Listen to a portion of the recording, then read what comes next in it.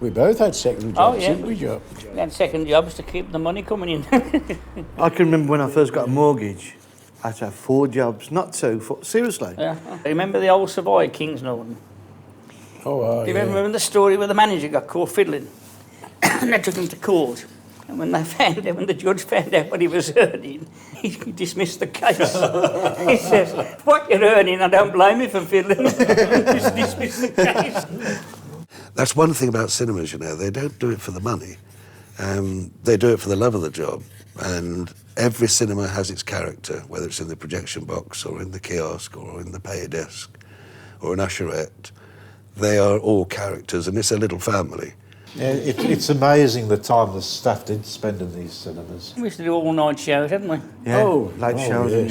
yeah. All-night shows. I've been there at 4 o'clock in the afternoon and left at 4 o'clock the following afternoon. They exploited our love of the job, if you know what I They mean. Well, did. this is it. I think I had a week off in 20 years. And that's when I got mugged. Yes. Well, Considering how you were treated. I always the way said... we they didn't paid do you. it for the money. No. We did it because we loved the job. And we did a lot more above and beyond the call of duty. But we loved the job. That's right, yeah. We loved the job we was in. Oh, yeah. I mean, I never disliked it. I loved every minute of it. When I think back, I was an idiot. And then I think again, I've enjoyed But it. the thing is, we've all been in the job we've loved. And there ain't many people that can say that.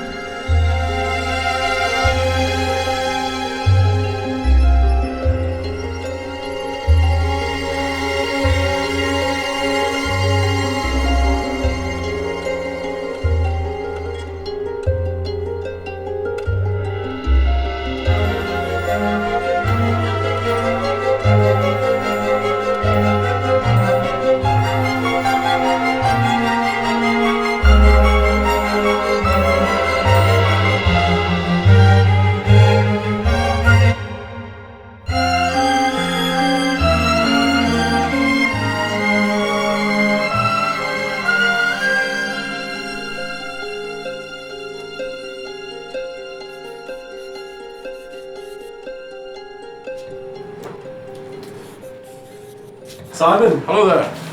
Long time no see. it certainly is. How long has it been? 6 years? 5 years? 6 years? Yeah. Has it changed then? How is it? What do you think? Amazing. I mean, some of the things are still here, but I mean, what condition was it like when you were here?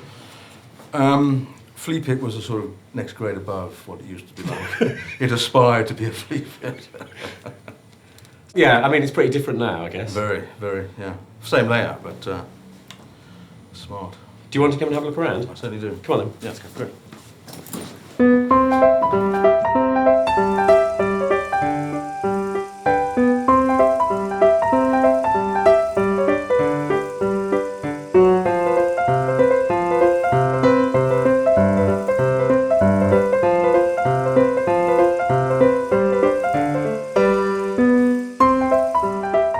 You had travelling showmen who would go all across the country with a particular show, because these were the days when you didn't rent a new film every week to show to your audience. You would buy a print of a film and then just run it into the ground, basically showing it over and over again to different audiences.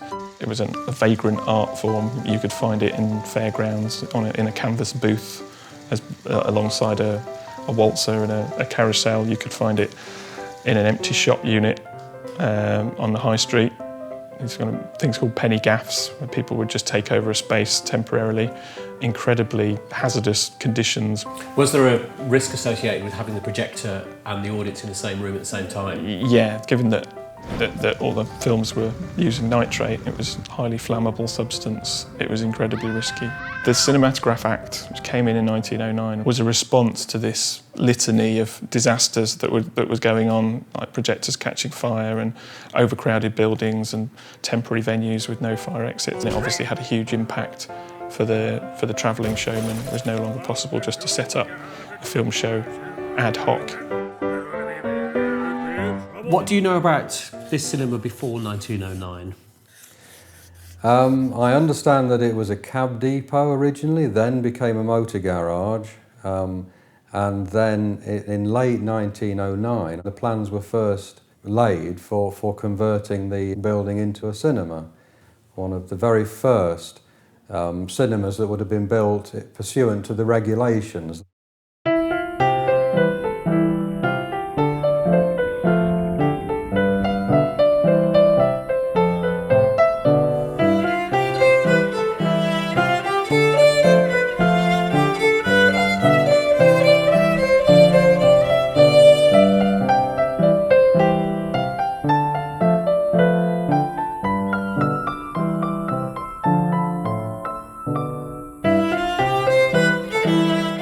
My name is Edna Leah Ravenscott.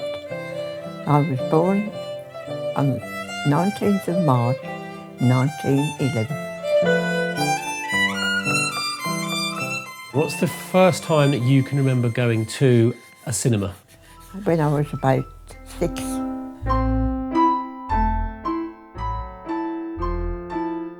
Most of them were American films at that time. Not very many English films.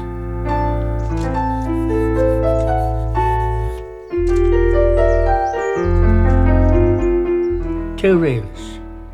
That was a long one, really. You get a single reeler. Don't forget, in them, a lot of them were hand wound anyway, with limelight out of a acetylene light. And of course, if they get any more in, they used to shove you along there and the other end and shove you along, you'd be squashed in the middle. Everybody remembers them days. The Tuppenny Crush. The Tuppenny Crush. What's the Tuppenny Crush?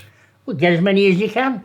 Down the front, there was no seats, so just benches. And they just push you along a bit more, push it along, and if anybody fell off the end, they'd push them back that way and still get a few more in. The noise was terrible, and they used to, the boys used to throw things at the girls, you know, where we were sitting. But it was a very cheap cinema, that was. When my dad found out about your cinema, he decided to go to town and take me to that. And it was nice then because it was grown-ups, parents, who were taking the children. When do you think was about the earliest time that you went to the Electric, which is what it would have been called then? I'd be about 8 or 9. So you went there in, well, I guess sort of 1917, 1918, towards the end of World War One? Yeah. Can you remember what it was like inside or what it was like at the front? Because there's no pictures left of the building from then. No, there wasn't much inside it. It was rather bare, really. And the seats weren't really good. They were hard, you know, they weren't upholstered and cushioned on. They were like wood and a bit of stuff in the middle. And it was very dark, there was no lights, because we didn't have electricity. It was gas lighting, mostly, yeah. So it wasn't very bright either. It had rather a job to find your way, you know. Did somebody play piano there? Oh yes, they had always had a pianist. Obviously, it's pre-organ when the Electric opened in 1909. Yes, you'll And see me, yes. And they would have shown silence.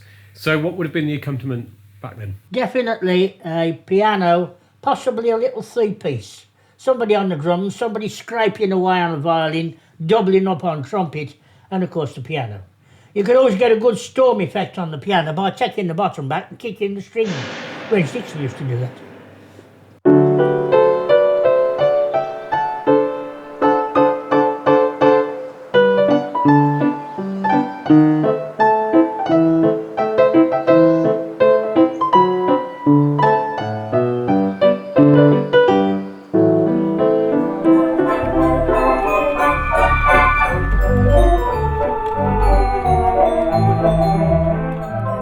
I was the last full-time cinema organist in this country. I used to play every day. It's Saturday night, Sunday night, bank holidays, Mondays, the lot.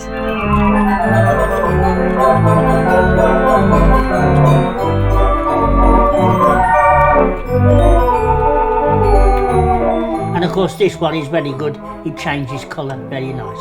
That's the two things I remember how the organ was.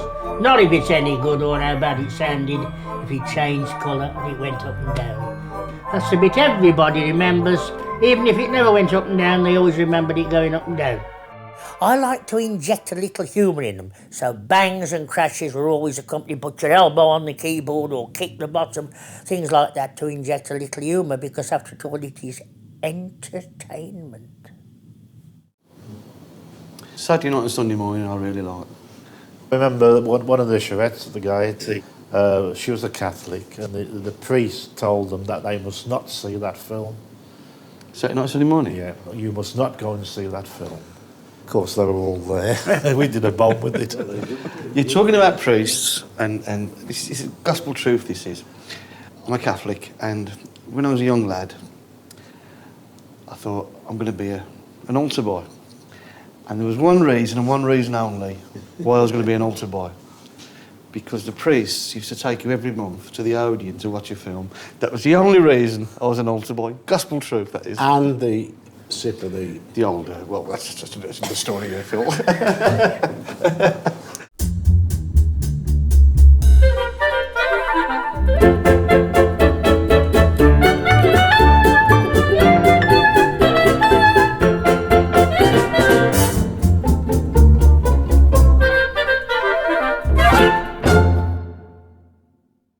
I queued up for an hour and a half to go to the first talkie film. Did you? Can you remember when And that it was at the Futurist. That was the first talkie, and it was Al Jolson. He's trying to get in because everybody wanted to see it. It was the first one, say, the first talkie film we ever had. And you went to see it? Oh, yes. Yeah.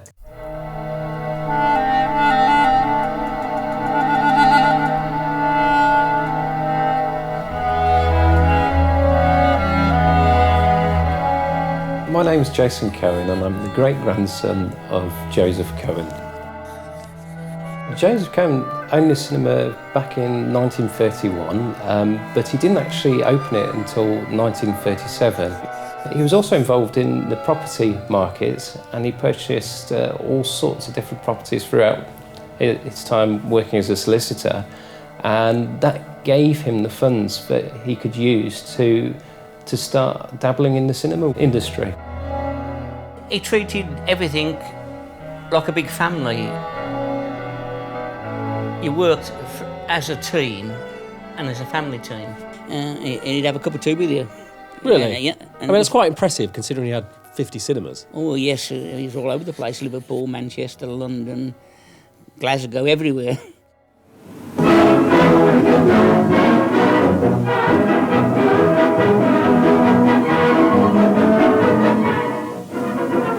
The news theatre today is accepted as an established and intriguing form of entertainment. It entertains, enthralls, and holds us. It broadens our vision.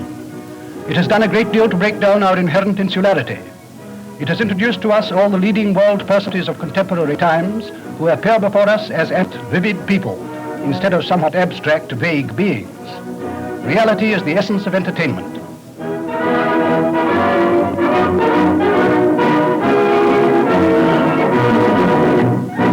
And with the news theatre, every 8 minutes, shut the tabs, because we never show the end of the news theatre.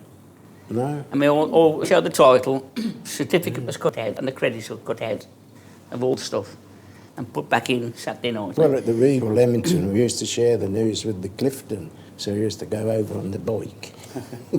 Yeah, well, take it over. with nitrate though, they wouldn't let you on the trams, would No. they? Talking about sharing, I mean, in the days when the cinemas used to share the newsreels, one newsreel between two cinemas. Yes. Do you remember that you used to have to go to Elmdon Airport, as it was then, for the National, Grand National, the Derby and all them things, to pick Get it the up and you inserts. used to insert it Yeah, into the that's news, right, yeah. to have it on the Sunday. That's right, yeah. If the football, like Barner, was on Saturday, you had it on Sunday.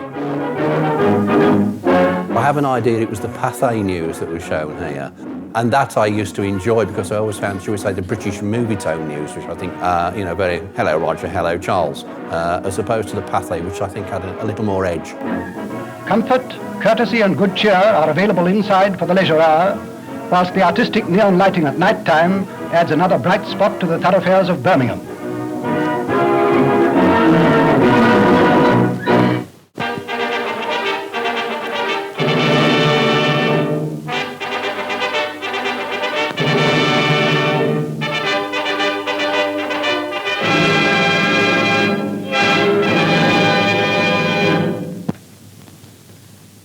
Ladies and gentlemen, I have accepted with much pleasure the invitation of the management to introduce my friend Sir Patrick Hannon, who is here to address you.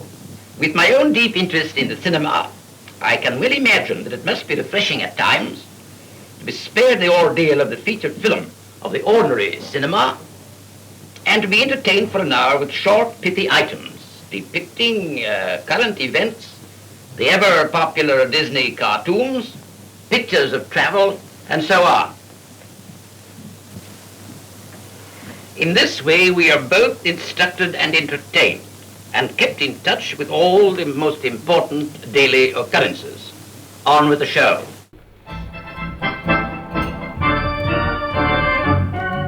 Look, I brought this to show you. Bloody hell. Have you seen this before? No. Do you remember in the 30s, there's Yeah. that photograph On the front. on the car? Yeah. This is the actual camera. Bloody hell. So you'd have shown film that was shot from this? Yeah. Quite heavy as well when you look at it. Yeah. It was all just local news stuff. It was like Yeah. supermarket 2 minute openings. reels and or something like that, isn't it? that kind of stuff. That's amazing, isn't it? Eh? Is it going on eBay? Yeah.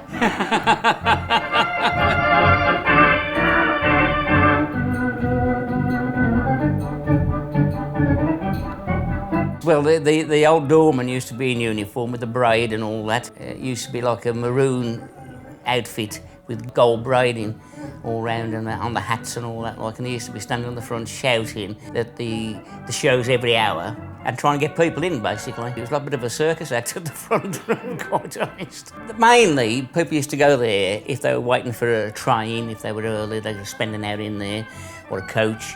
Or basically, if you're on your lunch, got nothing to do.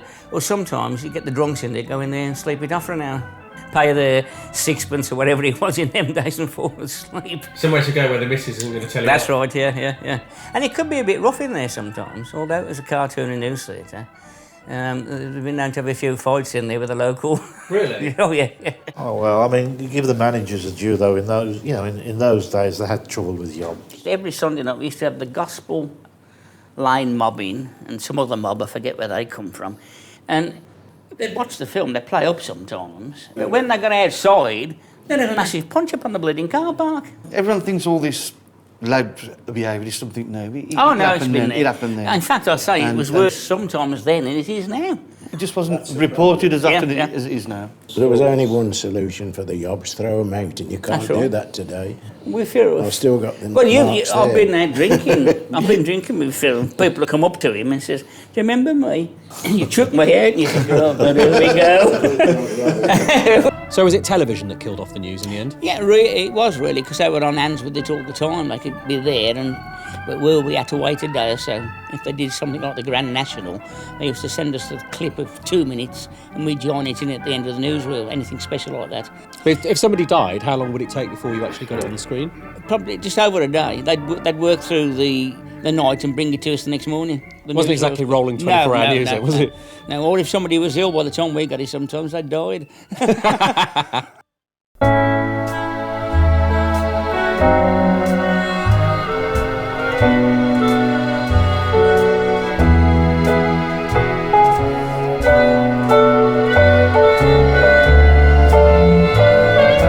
What started happening in the 30s generally was that the kind of what was known as the super cinemas started being built, and there's a lot of Odeons even now that were built in the 30s, and they challenged the smaller community cinemas.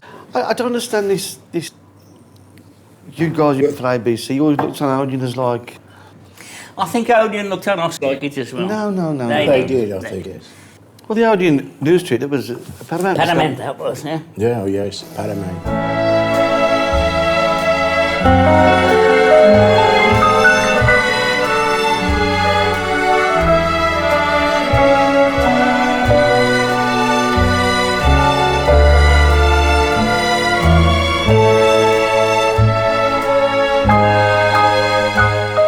How many seats are there in there? There's 2,600. They're all modelled individually, and they do tip. They're all tipping seats. The model is built from the original 1937 plans. It is of the Odeon, New Street, Birmingham. When I first started on it, you've just got the auditorium in mind. But then as I got into the cinema, it just rolled on. Yeah. Here we are, just pull the side forward, little lift, and away we go.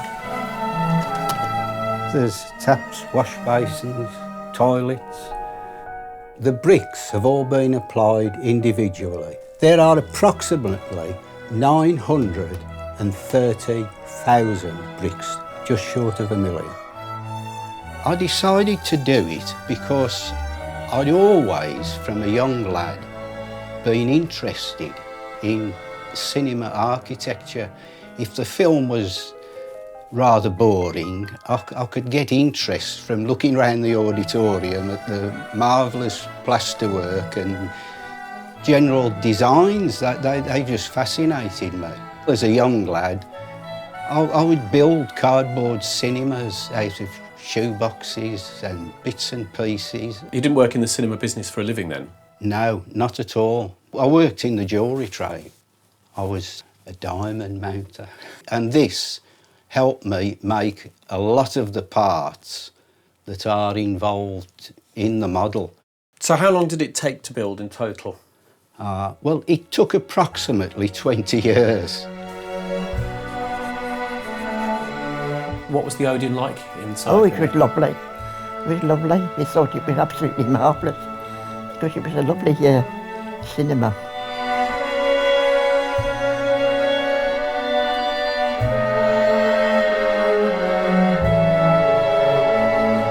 The Paramount Odeon Birmingham was the place to go to. Absolutely superb. The style of it, well, it's difficult to define really. It's neither Art Deco, classic, or Victorian, Georgian, whatever, you know. It's a sort of, it's an amalgam of bits and pieces. But the effect in the auditorium, in its heyday, the ambience of the place, with the lighting. Unfortunately, when we had those beautiful 5 Art Deco lights, they were taken out and smashed up on the car park, and now there's only what you can describe as a toilet light fitting hanging from the ceiling. You said once, like, the Odeon was like the Tory party of the cinema and we were like the Labour Party.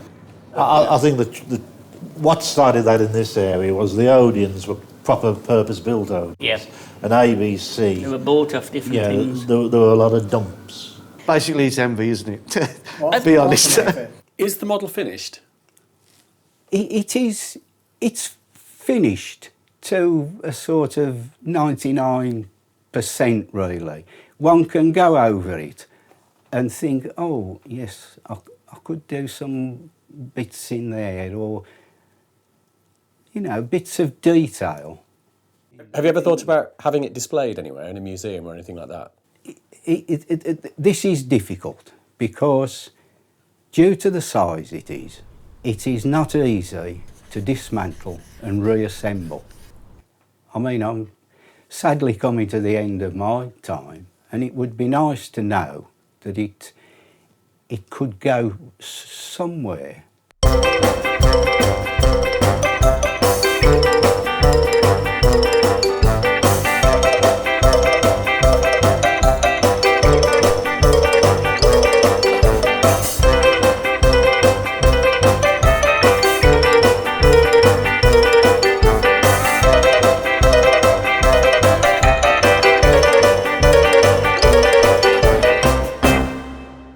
I first went when I was probably 5 years of age, and I used to go to like the Saturday morning matinees or the ABC minors. As I got older and my parents had more confidence, they allowed me then to travel into the centre of Birmingham with a possibly older friend of mine, and we used to go train spotting, and that's how we saw the cinema. In the week, you'd have the people coming either from the night shift on Monday to see the show, or people waiting for trains or coaches, and they used to kill an hour or so in the news theatre. So what was it like on Sundays? Well, it was a different audience on Sundays, because you'd have the weekends where the people would come with their families, mainly to look at the cartoons. But if the serial, or the main feature as we called it, Edgar Lost Garden or whatever, they used to disappear because the kids weren't interested in that. They were mainly interested in all the cartoons. There were kind of Mickey Mouse cartoons, but those I always thought were kind of mamby-pamby things. They were really for girls. I liked the more aggressive ones with Tweety Pie and Sylvester, where they used to bash one another. There were one or two at the time that were much more aggressive, and they were to my taste. Oh, on my lunch break sometimes I'd come to this cinema here, which was the Tatler, and I'd watch a bit of film here, either Laddle and I, but mainly the cartoons, because we were proper cartoon buffs in them days. So, hang on, you worked at a different cinema? Yeah. And on your lunch hour, you'd go to another cinema and watch the cartoons? Yeah, that's right, yep.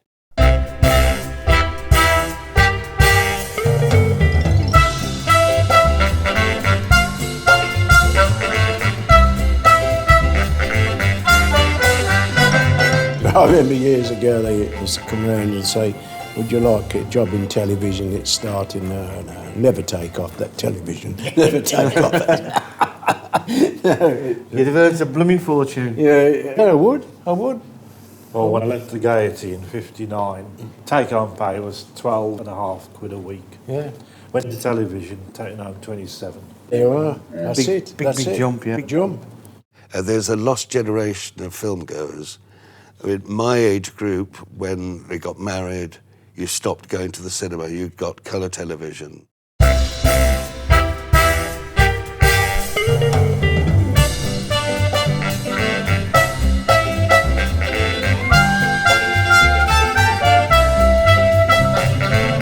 British films are total rubbish. As a matter of fact, considering you are in the film business, what is a B film? You can't give me the correct answer. And most cinema owners would tell you what a B film is. It's not the second feature film, it's a bloody British film. They just never get off the ground yet. There was a great lessening of major work going on in the country. The television that had come in and the whole way cinema audiences were changing meant that the films that were being made in England actually were getting less and less and less. You think of them kind of as being kind of black and white, stiff upper lip films, as opposed to the more adventurous, Technicolor American films that we used to get over them. And we used to love, as soon as it came up that it was in Technicolor, then you go, wow, I'm going to enjoy this simply because it's colours. What caused the demise of the cinema? It was the British quota system. every cinema had to play a third of their product as British quota. Because it was something called British ED, British quota, for every film they made, they got £1 back for the producers to encourage production. You'd have a job to get your British quota in here. And what would have prevented me from doing that? Because there was barring clause. They had this stupid barring thing where you couldn't play this and you couldn't play that. Now everybody plays and has a fair crack of the whip. Yeah. They didn't then. It was held for 4 weeks, 6 weeks, 12 months before Sound of Music was issued out. Star Wars. Very wrong, very wrong. And it killed the cinema industry. It did, yeah. The barring system was a very, very unfair system as far as independent cinemas were concerned. It meant that the duopoly, which was ABC and Rank, controlled film exhibition by and large in 90% of the country. For instance, From Russia With Love would have played the Odeon New Street for at least 4 weeks. On the poor independents, wouldn't have a sniff at that. Coventry was even barred from Birmingham.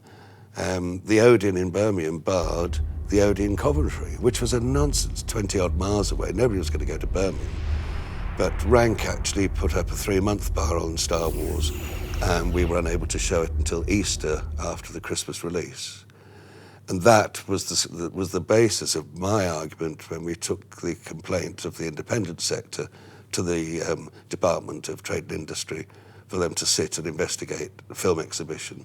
And they came out in our favour. And the bloody terms were exorbitant, weren't they? Oh, some of the terms. I mean, Murder on the Orient Express, 90%. Yeah. 90%, wasn't it?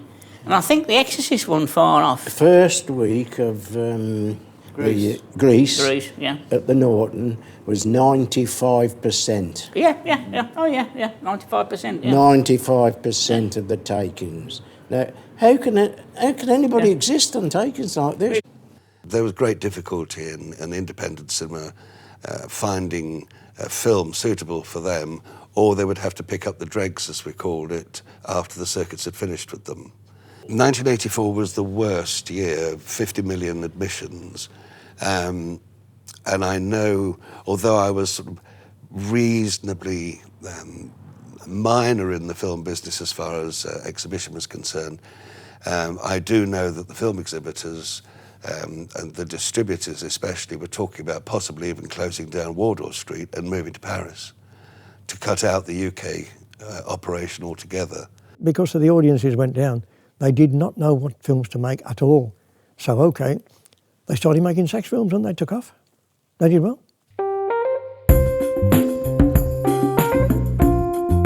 What sort of years are we talking? Well, more or less when the newsreel was finished. I had a film going then with Paramount, which was a comedy I was going to make.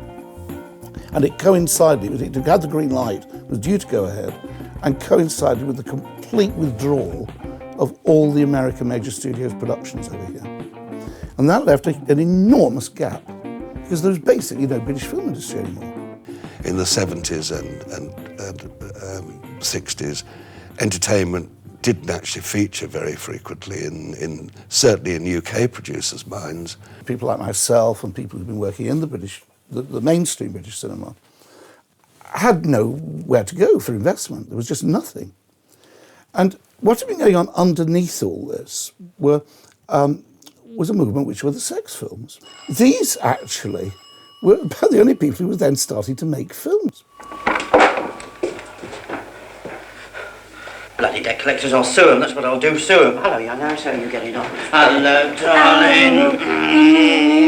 Although there was a barring system on the major area, well, you can't show this film in this area because of, it didn't really affect so much these cinemas because they were specialist houses with a specialist audience. Well, it's about this girl called Eskimo Nell, and she's very young and innocent. In all those films, it was one woman's recorded, put you on, and it was the same voice in every film. In the early days, they had to go under the health, naturist angle. It was sort of silly censorship rules. So now look, you boys don't want to go mess around the old house. Those things is dangerous. You're liable to get hurt. Well, I could never understand that Chainsaw Massacre. There was nothing in it. Rubbish.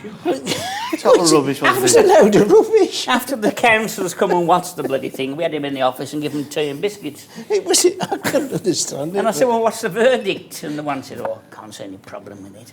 And then this sort of old guy says, well, he says, it's a meat cleaver. I said, well, what happened at the meat cleaver? You've never seen anything. He said, I don't know. He said, I closed my eyes. I said, well, can you ban anything if you haven't even bloody seen anything?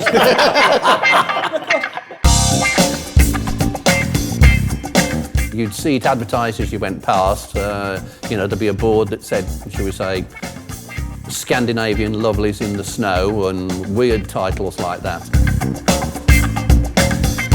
And it was the title that sold. This was the key. The title and the tagline. And what was actually on screen didn't really matter. So did they make much money, the adult films? Yeah, this place was doing about £3,000 a week. £3,000 a week just on adult films? Yeah. I mean, that must have been a lot of money then. I mean, it was, because, the prices were, I don't know what they was then, probably 50, 75p or something like that. But they'd be queue at the door sometimes if it was the right film. What does that say about the population of Birmingham? Well, precisely, all sex maniacs.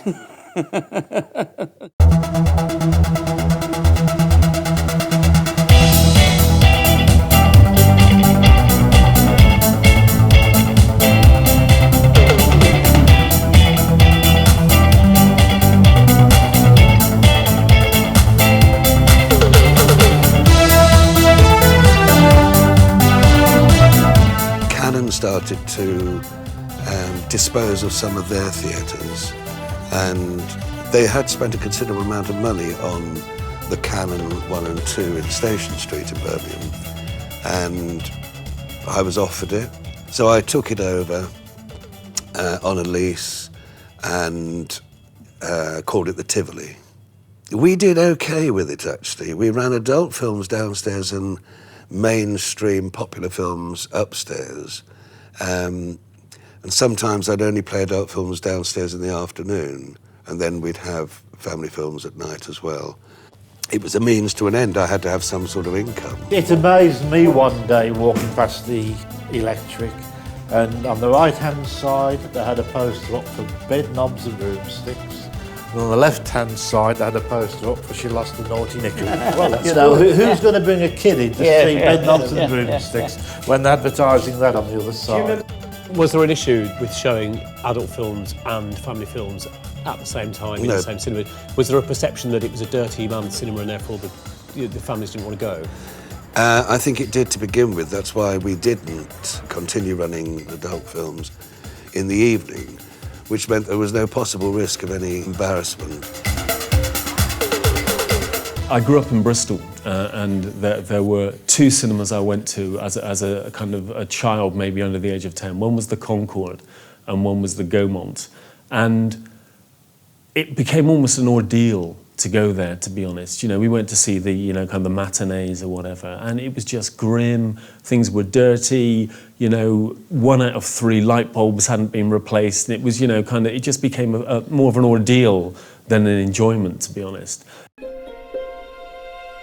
1988 I finished at the Odeon Birmingham, and it took £3 million, I think it was, to turn it into 8 individual screens. The multiplexes, you've got the idiots a lot of the time with bloody... All they're not interested all, in... but you've got them mobile phones talking. I've They're had interested... When I used to get the Odeon, I used to argue terrible with some of the bugs. All they're interested in, taking their money, selling the popcorn and that. I've actually been in the multiplex and asked them to turn the sound down or refocus the film, or... You can't tell, right? You sit there thinking, hold on, I paid for this, I'm not having this. Of course, the film as well in these multiplexes, it's the same everywhere. It's like, you get fed up of it. Yeah. You do get fed up. And they run things for weeks and weeks and weeks and weeks and weeks. I don't know why, because you look in there and there's 2 or 3 people in there sometimes. I don't know what that's about. They must have signed some contract to say they were running for so many weeks or something. Well, I used to say years ago, I think we've said it together when we've been having a few points, before the multiplexes came, and then there was rumours like the Pint at Milton Keynes was the first one. Yeah. And I used to say, and we used to discuss, didn't we? You'll have the Americans and the Germans, whoever, come in, they'll build everything, bugger everything up, and go back out. That's what they're doing. All the multiplex are interested in, they're not interested in the film. They're interested in how much popcorn they can sell, how much the Coke they can sell. It's a conveyor belt. In you go, out you go, in you go. Oh, It's a supermarket for selling films. You've got it down in one. Put the film on to sell the sweets. You know, although we see the mid-1980s as a low point in cinema attendance, for those of us who experienced it and knew what a grim experience going to the cinema was, the fact that 55 million people in 1985 still wanted to go to the cinema suggests that there's a kernel there of an experience.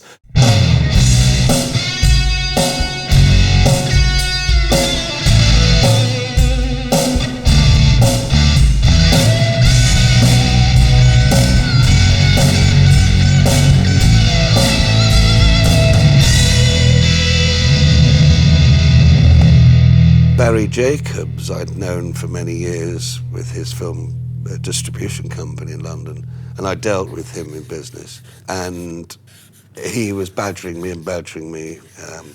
to sell, which I did. Because he ran it as the Tivoli, I understand, until 1993. Did it do very well? I think it was an unmitigated disaster.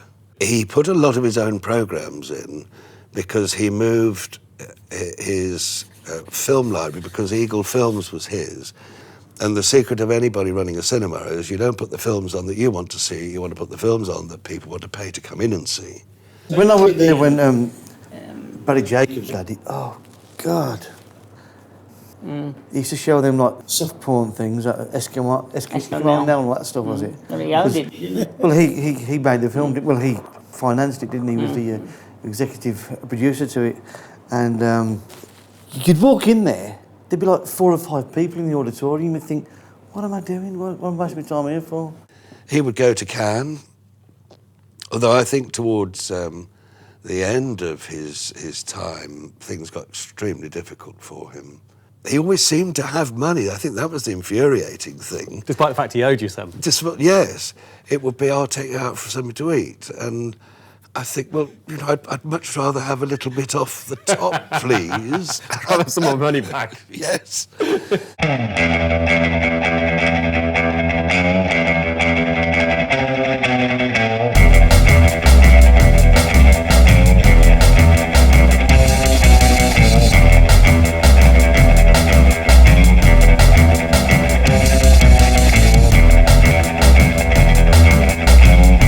You remember when that dude had them bloody Thatcher's children, bloody mannequin Thatcher's things? mannequins, yeah. Statues, it bloody pissing Mannequins, isn't it? He looked like, you know, the fair. Oh, yeah. Funhouse. them things, Do you remember it? Yeah, yeah, oh, yeah. What the hell was that about? They were the feature of the Electric. John Buckley, who was a sculptor behind them, with international reputation. I think there were 8 or 9, I can't remember now, a series of little window boxes of interesting figures in various poses. One was Sinead O'Connor, with her head grafted onto someone else's body. And there's another one, was a very fully modelled male nude, which caused a lot of controversy. A lot of people objected to it. Do you know what they were called? Thatcher's Children, yes. Why? I think this was John Buckley's take on Thatcher's idea of the unemployed being sort of anybody could become unemployed under Thatcherism. Do you think that because previously it had been a porn cinema, do you think that there was an issue with rebranding it, with people going past on the bus and thinking, God, it's just more of the same? It had that reputation, it lingered. We couldn't shake it off. Even years after it became the Electric as an art house, you know, people were still coming in expecting to see the semi-porn stuff. Yeah. Do you think that the figures They made it worse? They didn't help. Did people used to come to the cinema and ask to see the porn films? Oh yes, they expected them, and some of the titles were fairly ambiguous, and they come in. You could tell what they were expecting. Did they walk out halfway through? Oh yes, a lot of that walkouts. It was a place where, without wanting to sound too sleazy, you would often find lone males gathered of a Tuesday afternoon to watch a Pasolini double bill. It felt like going into another world slightly. There was one guy, he was a student at Aberystwyth. He'd drive across on a Friday afternoon, watch our late night Friday film, stay in his car, sleep in his car overnight, watch our double or triple bills on a Saturday and the late night film on a Saturday. Stay in his car again over Saturday night, watch our Sunday afternoon double bill, and then drive back to Aberystwyth. And he did that for the best part of a year. Do you know what's really funny? So I used to go to the cinema in Aberystwyth, the Commodore. Oh, yes. I used to love it there. It was like the cinemas you used to get in the 1970s Yeah, in Birmingham. it was a throwback to the 70s when it was a decade of going to watch films. There's the classic experience which electric patrons will remember of being greeted at the door, buying tickets from, buying coffee from, and then having your film projected by exactly the same person who was running around the building, managing it single-handedly. Do you know that this was the only cinema that I'd ever heard of was on a card meter? Oh, yes, yeah. Yeah. And it used to run out occasionally. Did it? Oh, yes. What, during the film? It has happened. So people would have to run off, get a fiver, Off the road and come put back. the card back Yeah, in, that's it. and then the film would start again. Yeah. I mean, it'd be a lot easier if they'd just checked the meter beforehand, wouldn't it? Yeah, but they probably needed the money from the box office to buy the electricity. That's true. Get the first customers in, then go and buy the electricity card. So how long did you manage to make it last? I mean, was it difficult right from the outset? No, it looked as though it was going to work successfully first 9 months, but once it began to decline and he didn't adjust the programming sufficiently, he was losing money all the time. From 95 onwards till he closed, he was just playing catch up. Towards the end of its time, it really, the cracks started to show a little bit, and it was customer experience wasn't always a positive one, but it was an amazing place to see a massive variety of stuff, and it was one of the last bastions of the kind of double bill, triple bill repertory culture, which has pretty much died out in the UK now.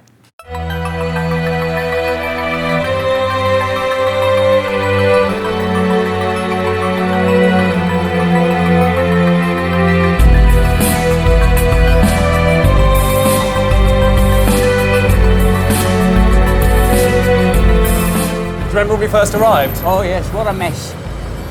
What a mess. Complete mess. Well, it hadn't been touched in maintenance-wise for, I should think, half a century. Fridge here, look. I opened this fridge and it's actually got some food still left in it. The roof was in such a bad condition when I took it on. The water had come all the way through the building, it had gone right the way through into the theatres and it just caused a complete mess. I remember two of the staff rooms being disroomed with water. The floors were rotten, absolutely rotten. Smelt of damp, and I nearly fell through one of the floors. There was a lot of water damage on the top floor and the second floor below. Because obviously, again, this flat roof had not been repaired or maintained. And so what's happened over the last few years is that all of this has come away and water's just gone straight into the building. And all they'd done to try and sort it out was to put carrier bags up against it. I mean, remember the offices up the top, the wine rooms and all that up the top. He used to sleep up there, didn't he? He did, yeah. And there'd be like damp coming the through, and pigeons. it was terrible. Oh, it was like, it was vile. So these are the old changing rooms in here, look. Oh, God. Do you remember? Yes, this was Steve Metcalfe's bedroom. And that, something like that was mine. You didn't sleep in that room, did you? Yes. Steve Metcalfe had this one. There was probably about 4 inches of water all over the floors in those toilets. The plumbing in the toilet when Steve Metcalfe had it. Yeah. The toilets would, it wouldn't go anywhere, would it? No, It stunk. Me and him had to clean the toilet. Yeah, I cleaned it out for him and everything. Terrible. Disgusting. How people went in there, I'll never I know. went in there one day with our friend. Absolutely vile. And I took a tin of bleeding hairspray with him. The first thing he just said, open your back up. Stop it, stop it. That's the waste pipe. And that goes from next door's coffee shop into this toilet, into that pipe, which comes out there. So that's next door's waste. No, it was dirty. It was. Nobody really cared. Nobody cared. Nobody cared at all. It's not that they didn't care. It's just that they were not cinema exhibitors. They just played at it. It was a hobby to them. How do you think the building got left in such a state? There was no money. Steve Metcalfe was paying, it was a debt repayment mechanism as much as anything else. There was very little money to do anything. I think it's kind of a bit of a vicious circle, really, when you have falling revenue and the seats are getting tattier and the projectors, you know, it's the sound's getting worse and you don't have the money to repair those things. It's quite difficult to turn that around. I think there just wasn't the investment in the structure of the building itself. Did you try maybe going to places like Niche Heritage or looking for public money? Did you ever investigate that route? Well, I don't know whose responsibility that would have been. I mean, Bill Heine was the leaseholder. I mean, it was his responsibility ultimately. But he was never here, was he? He never came, as far as I know. Never came. The window frames had been taken out on the front of the building. And the window, they were sort of left open with these statues in the windows, which was a perfect place for pigeons to nest. Remember the models that were in the windows? Yeah, I do, yeah. The people that were here before, Yeah. they took all the models out, and to get up to there, they had to smash all the windows. Oh, God. So in order for us to put the new windows in, we had to put scaffolding up the whole building.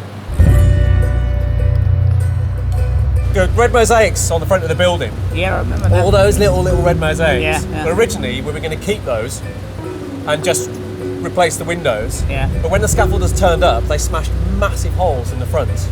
Now this caused a big problem because they destroyed all the little red mosaics, which were virtually unreplaceable. Ruined your ideas. Completely then. trashed the whole front of the building, so we had to redo it. When I confronted the scaffolder about it, he threatened to kill me. Perk of the job. He was a big bloke.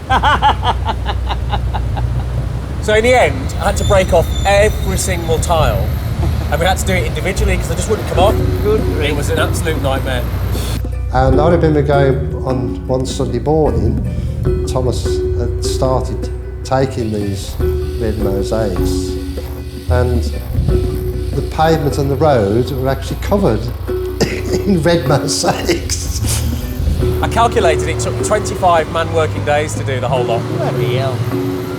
Yeah, well, we had to re-render the whole front of the building. Yeah.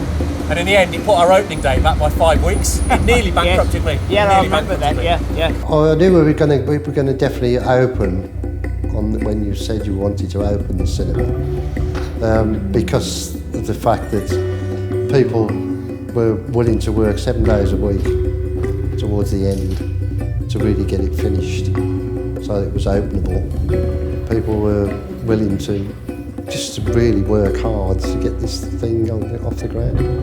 It took about 5 months in total to restore the building, at least just to get it open. So we built a recording studio on the top floor, and then we built a public cinema downstairs, and we redid the bar and the lounge. So we have pretty much finished it now, but it's taken a full 5 years to complete it.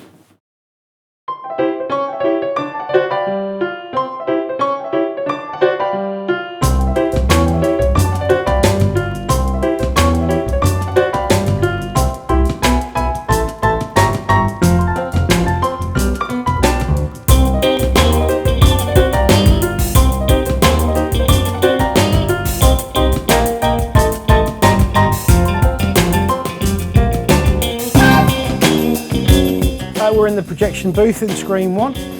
We play back 35mm film.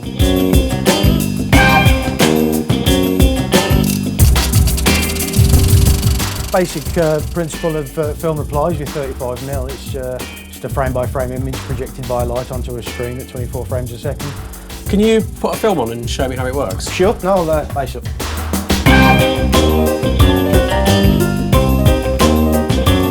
Penthouse reader at the top, that's for the sound.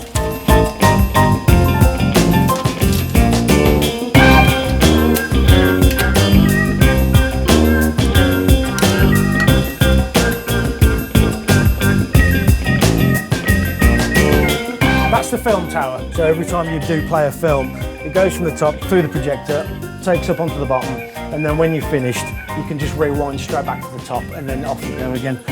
This is the lamp house. We've got a 1600 watt lamp in there, and that's what provides the light onto screen, and it's just in there. Okay, so when you're ready to show a film, you just activate the lamp house and then strike the bulb. And then you start the motor. Then you pull the dowser back, and that allows the light through the film and onto the screen. And then you hit the channel on the sound so that the sound's coming through into the screen.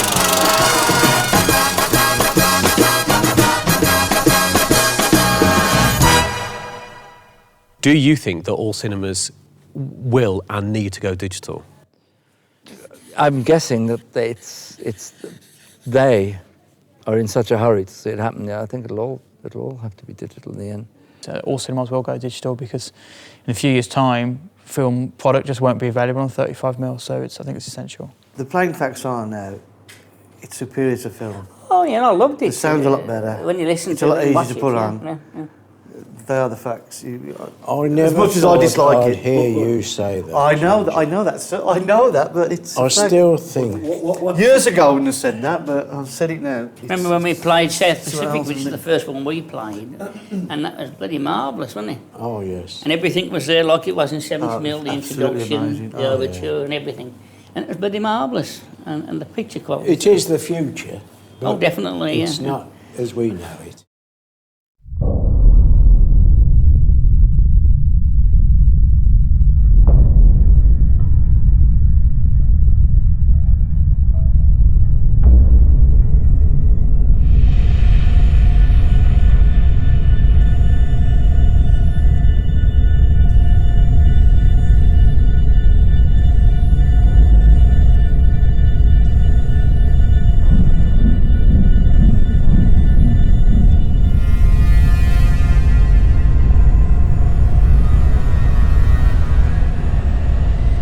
The film itself, the picture area on IMAX compared with 35mm is 10 times greater, so you've got a much clearer picture. The screen is significantly bigger here, is it, than an ordinary cinema? Well, yeah, I mean, here it's 76 feet by 52 feet high. I mean, what normal multiplexes, you're looking at, what, 30, 35, 40 foot. It comes in 1,000-foot reels, and there's 6 reels to an outer. It's a struggle to lift one on your own. They are very heavy. They usually come on a pallet.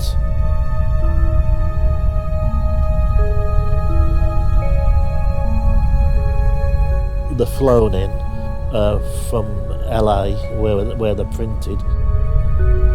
Originally, I mean, the IMAX, going back 2 or 3 years, was the only cinema where you could see 3D. And IMAX have worked long and hard on it, and they've perfected it. You know, it's brilliant. The only trouble with the 3D is you need a lot of light to illuminate a screen 76 foot wide. And with the polarizer and the glasses, you're losing 3/4 of your light. That is the big problem with the digital here. I've seen IMAX digital on a screen this big, and it was okay, but it can't be compared with the film version. Well, they say the print of Avatar, which was about 98 reels, reels coming in 1,000 foot, so there's 98,000 foot of film there, and the cost of that print was $60,000 US. $60,000. What happened when you finished using that print? Well, we've still got ours here at the moment, but at Bradford it finished there and it's been scrapped.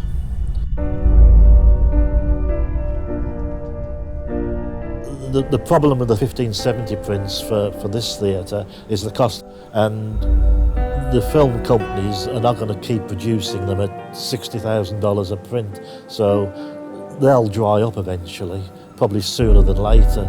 I don't know the cost of the digital copies, but it's going to be peanuts compared with what the film prints cost. Are you going to be sad to see film go? Well, sad in a way, but it's, you know, you can't scratch a digital copy, you can't chew it up and cut frames out. It's not the picture quality of 35mm at the moment, but before long it will be. And film won't be missed eventually. You don't work with the technology for 80 years and not have some sense of ownership, some sense of kinship, if that's too much to say, around it. And I know that certainly many projectionists I've spoken to, they will tell you with some pride that they can strip down and put together a 35mm projector with their eyes closed. And you know, I find it difficult to foresee they'll feel the same sense of connection with a digital box with an on switch and an off switch. What do you think, Les, about this? Well, I can only quote the Corner House, Manchester, which since they've had the digital in one screen, it's been off the screen more than what it's been on. But it's teething problems, and they're all going to be sorted. And they will be sorted. It's going to be a lot smoother. Well, they've had the problem a long time then, yeah, Corner House, Manchester. 10 years down. I think what it is with you, Les, you're a film man, you always will be. Are you going to be sad to see 35mm go? No, I'm a fan of 35. I prefer it to digital. And what is it that you like about 35mm? The craft of it, and well, I think the image quality is still much better. Much better. The difference in quality with 35mm film varies massively from print to print. Sometimes we'll get a print that will look particularly blue, which we'll see on digital, for example, and you'll see that it doesn't look that way at all. Sometimes we've had multiple prints of the same film, and they're varied even from print to print in that circumstance. It's nice being nostalgic for 35mm, but it is nostalgia, and actually the digital experience is a better experience for both cinemas and audiences, so it seems crazy to be nostalgic about it. In the cinemas, obviously for distributors now, it's kind of cheaper for them to make digital film prints and 35mm film prints, and the benefit for the cinemas is that, you know, it's easier to book films in.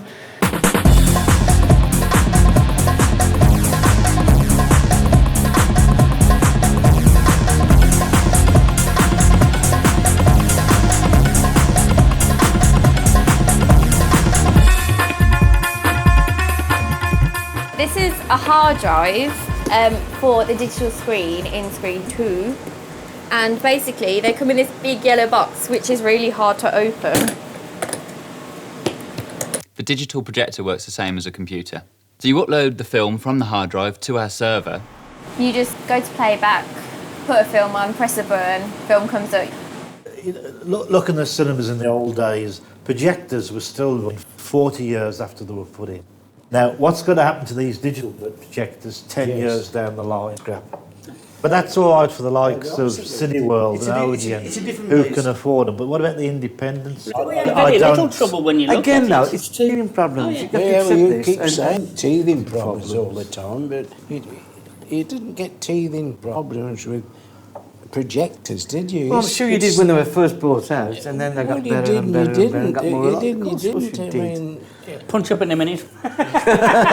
No. My old buddy, Couple more beers down and we'll better do a wrestling match as well. You've altered. You have altered your. Yes, I know, but I can see what it is now. Oh no, it is the future. In That's not the future, in it's 10 now. years' time, there won't be any film. Yeah, so we run digital and 35mm alongside each other. And how much 35mm are you running now in 2011? Very little, actually. The vast majority of our films are digital. Sort of cinema we do a lot of rep shows, so we do a lot of archive footage. That tends to be on film. But increasingly, as certain places like the BFI digitise their archive, that is more and more coming in on digital. There's loads of skills that we possess that are just going to be lost now. Yeah, but the thing is, if a normal person that goes to the cinema I embrace today, it, he doesn't. The person that goes to the cinema today, he'd have a job to know whether it was 35mm or digital. I would tell every time. You would? Yeah. Because you're in the business. Yeah, because you're in the business. But I mean, you're just saying that the sound's better on digital. Oh, much better. Yeah, well, there's your answer. And the pictures, I mean, I've got to say, the pictures quality is good.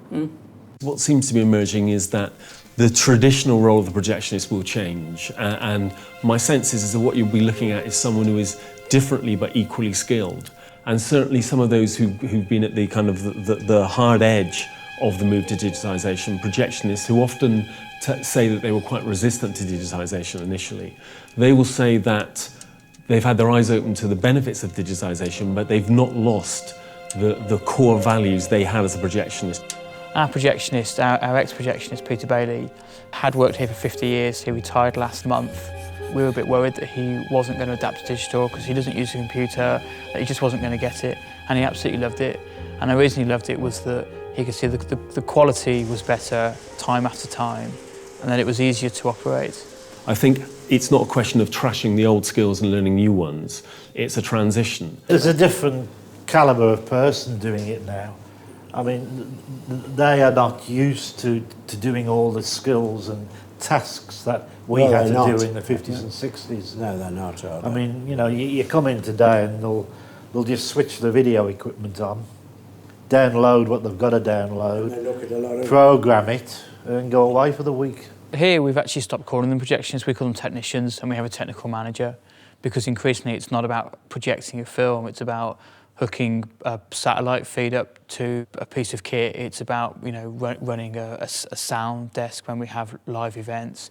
It's about doing a much wider skill set than just projecting. How long does it take to train someone on the digital projector? Well, it took me about a day, but then I had to do it a few times to make sure that I was doing it right, just to remember like the lights and turning the music down. But really, it's just pressing a button.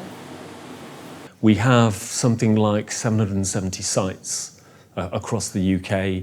Of course, some of those will be multiplexes with several projectionists. Some of those will be single site, single screens with maybe 1 or 2 part-time projectionists. We're clearly into mid-4 figures, I think, in terms of the number of projectionists. Whether those are full-time or part-time equivalents, I think is difficult to tell. As a skill, it's gonna die. And I think there's a kind of a bigger issue in terms of what you deal with archive films, because yes, you can digitise archive films, but is digital going to be around in 100 years' time? And what will always be around is, you know, if it's well preserved at least, is a negative of a film.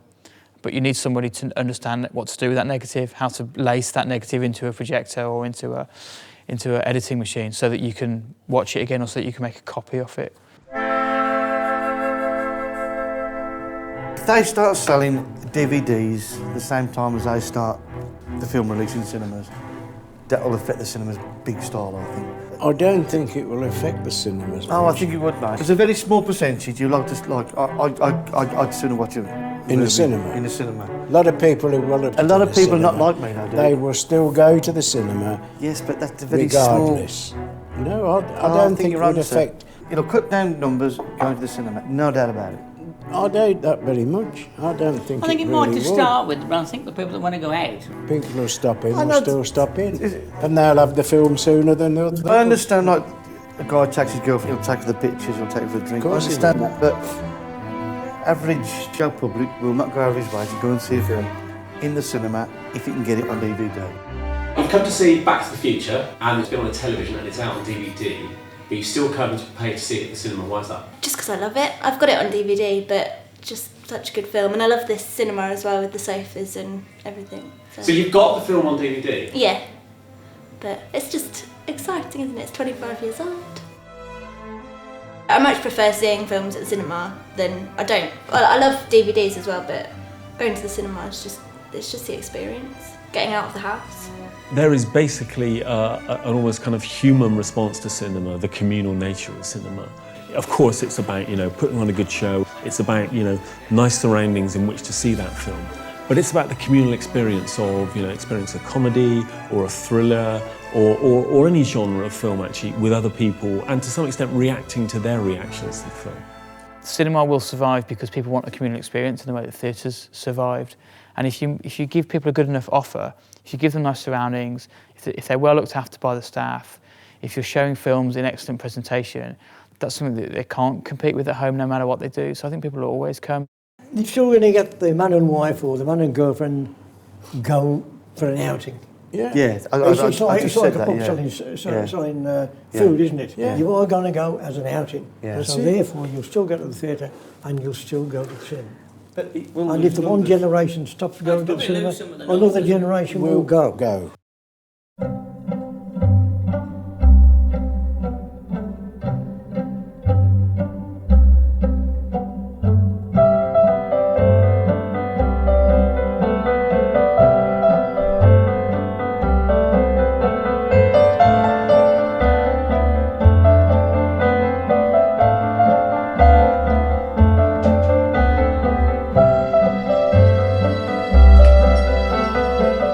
about 30 years ago, John and I, we used to go to the night out. And I said to John, at that time, and he agreed, I said, it'd be nice to have a cinema, I said, where you sat and had a drink and a big screen like this and watch the film. Right, yeah, yeah. And Now I it's think happening. the electric has done that. That's right, yeah. And we foreseed it.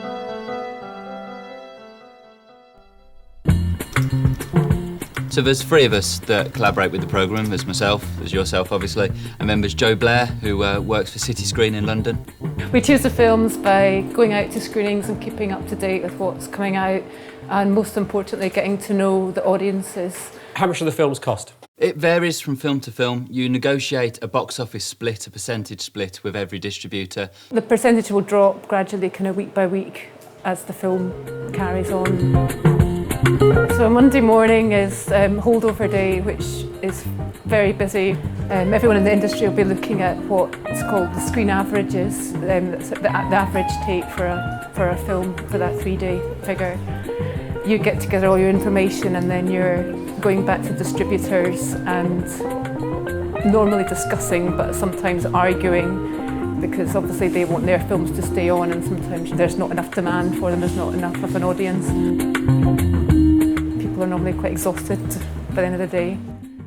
I think the circuits, like the mainstream cinemas, like the Multiplexes. the film factory. I Yeah, think film factories, yes. everyone's used to that now. It's just like a conveyor belt, in and out, in and out. In and out. But the smaller cinemas, like the Electric, they cater for a different audience. They cater for an audience who care about film. A more, what's the word? Discerning audience. No, discerning. That's the word I'm looking for. yeah. Discerning, of course it is, yes. What is it that makes the Rex different, do you think, than other cinemas in the area? Have you got a local multiplex or...? Yeah, we're surrounded by them. It doesn't affect, we're not affected by. It's as though we were next to a knitting shop. It doesn't make any difference to us. They can do what they like. Because we're offering something completely different. There are many reasons, I guess. But the simple one is that it looks luxurious, but in fact it's you can see it's nice and comfortable. And it's been laid out beautifully. But its main draw is that it's civilized and it's all of those things that public places aren't. I think what makes the cinema different to a lot of cinemas in this country is that you come in and it feels warm and welcoming and friendly. And a lot of people say that it just feels like, you know, another home to them, as opposed to those great empty barns that you get in multiplexes. The multiplexes saved cinema in the 80s, there's no doubt about that. But there's definitely an appetite for unique events and occasions, and independent cinemas are much better geared up to offering those kind of experiences because they understand their audience and they offer all the little extra touches that make going to the pictures special. So Joe, why is the bar important to the cinema? Most cinemas you'll have the concessions usually like pick and mix or popcorn. We just try to do something a bit different, so we have the themed cocktails which we bring in for the different films. This is the Spider-Man 3 Venom cocktail. Cheers. In parallel to that rise in independent cinemas, you're actually seeing some of the traditional multiplexes offering what might be called an independent cinema offer, which is a more segmented offer. I think we've gone past a period when people were content with what I like to call kind of sheep dip exercise. You know, people go through, they all get the same thing, etc. And you're now seeing, with the rise of independent cinema and the strength of independent cinema, a recognition that people in all aspects of life, as much as in cinema, want a more personalised experience, don't want to be seen just as another, you know, bum on a seat, etc. I love it in there now. I adore the place. Brought it back to its former glory. Oh yeah, definitely, yeah. It's one of Brum's little gems now. It is. Great place.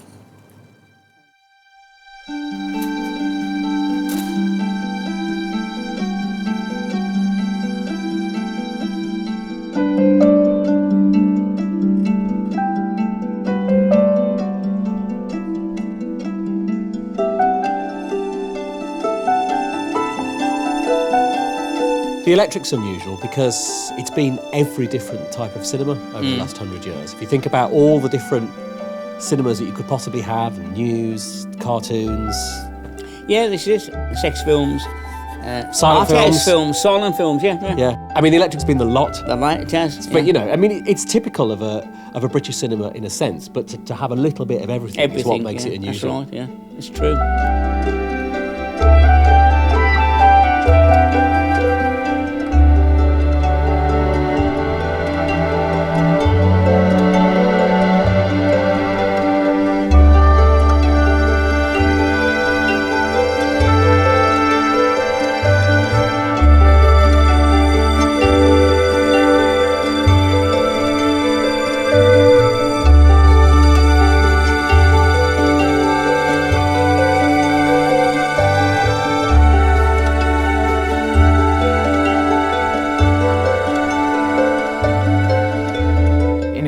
These cinemas, they're a bit like the Taste of Difference range. It's that little bit better, and people are prepared to kind of pay for that.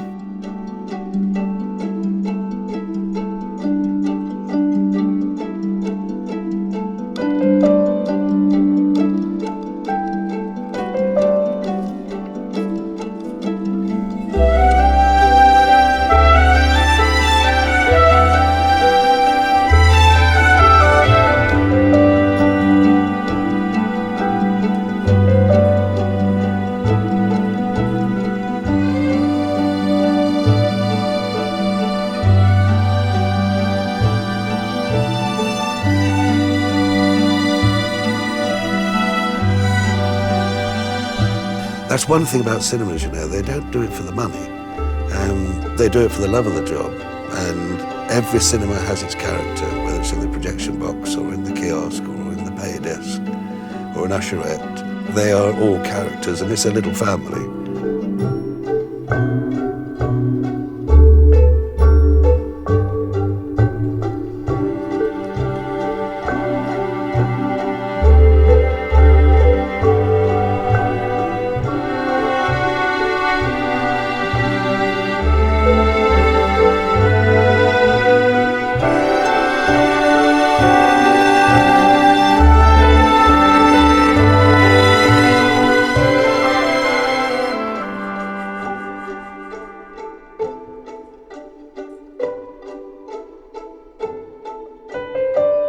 I've not sat in this cinema for 40 years, and I'm telling you, you couldn't see the ceiling, A, because of the smoke, and B, because it was just a dirty cinema.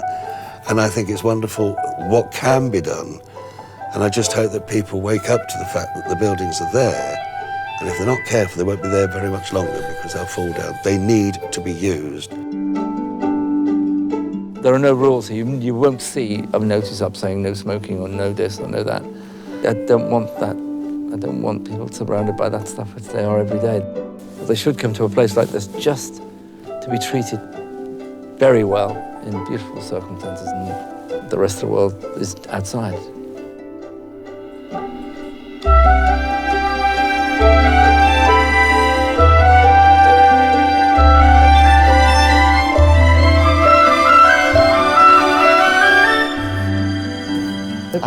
Projectionist, we're projectionists. Yeah, it's a different job. It's gone now. People watch this and think, oh, it's just nostalgia. It's not. It's genuine love for something that you've done and experienced, and it's all gone now. It'll never come back. No.